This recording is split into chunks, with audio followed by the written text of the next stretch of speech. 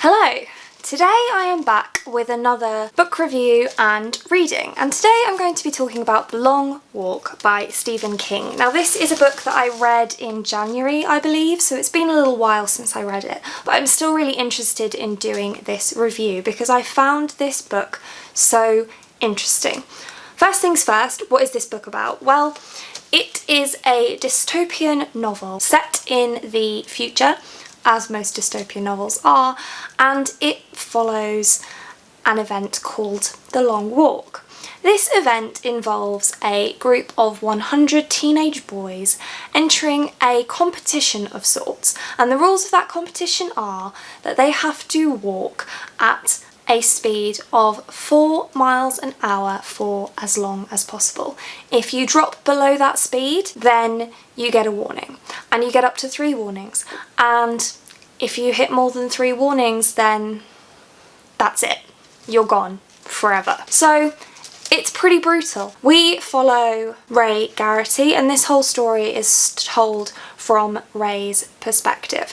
And actually, I didn't necessarily miss the perspectives of the other characters in this book, which perhaps you might think that with a story like this, you might want those other perspectives, but actually, Ray is quite a perceptive character, and so experiencing this from just his perspective does also make it much more of a surreal experience. I think the best thing about this book is how atmospheric it is.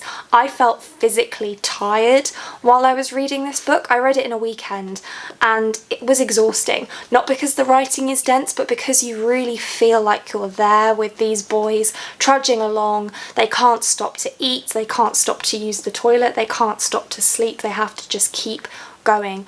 And it's horrendous, and they question why they're doing it. And the plot is very linear because you're following them just walking and walking and walking and walking.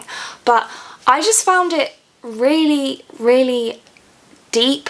There's some messed up stuff that goes in this. There's some overly sexualized behaviour, which I don't necessarily see that was necessary, but I have heard that that's something that Stephen King does quite a lot, so you're probably aware of that already if you're a Stephen King reader.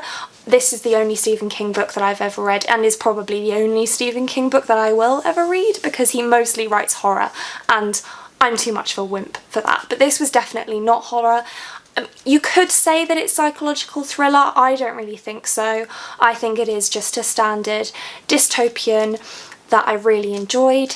There isn't as much world building, and there isn't as much historical background for the origins of The Long Walk, which I know would irritate some people, and I did kind of miss that, but I still really enjoyed this book. It was still a solid 4 stars for me. I tend to prefer books with lots of character development, and whilst there is some character development in this book, I mean, the whole story takes place over the course of a very short period of time. Well, it's a bit difficult to explain because it feels like it's taking forever because the monotony of this trip is impacting upon Ray's mind, but at the same time, it's not actually a really long period of time that we're dealing with in these pages, and so it makes sense that there's not an awful lot of character development. There is some, and Ray deals internally with a lot of stuff, but it is very much more a plot-based and introspective book because of the trials that his body is going through. We get a lot of internal narrative, and that's not necessarily growth or development, it's just what's going on in the mind of this boy who is going through something that is incredibly physically difficult and mentally difficult, but also something that he chose to put himself through. So it's a really interesting book, and I really would recommend it.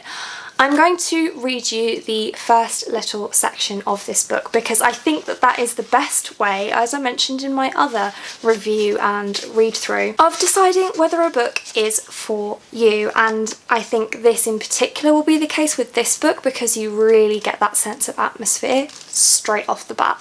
So, Chapter 1. Say the secret word and win $100. George, who are our first contestants? George, are you there? George? Groucho Marx. You bet your life. An old blue Ford pulled into the guarded parking lot that morning, looking like a small, tired dog after a hard run.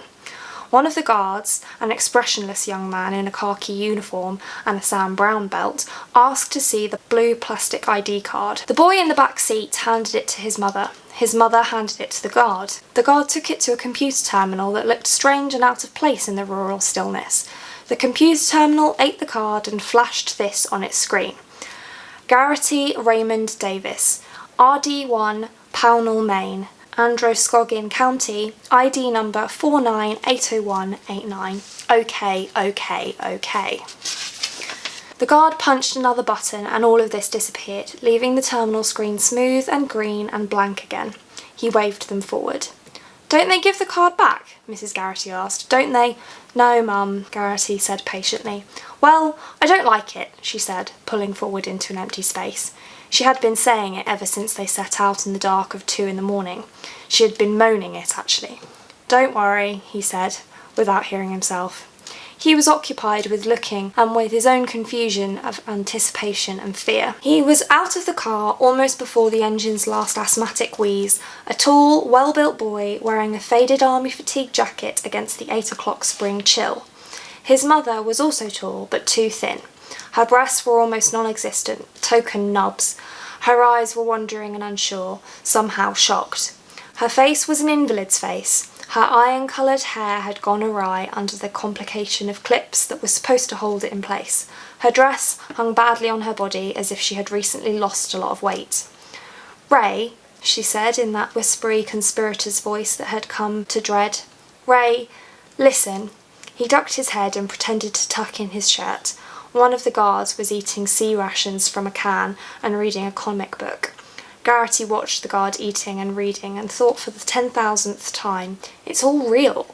And now, at last, the thought began to swing some weight. There's still time to change your mind. The fear and anticipation cranked up a notch. "No, there's no time for that," he said. "The back-out date was yesterday." Still in that low conspirator's voice that he hated. "They'd understand. I know they would. The Major would," Garrity began and saw his mother wince. "You know what the Major would do, Mum." Another car had finished the small ritual at the gate and had parked. A boy with dark hair got out. His parents followed, and for a moment the three of them stood in conference like worried baseball players. He, like some of the other boys, was wearing a light pack-sack. Garrity wondered if he hadn't been a little stupid not to bring one himself. "You won't change your mind?" It was guilt. Guilt taking the face of anxiety.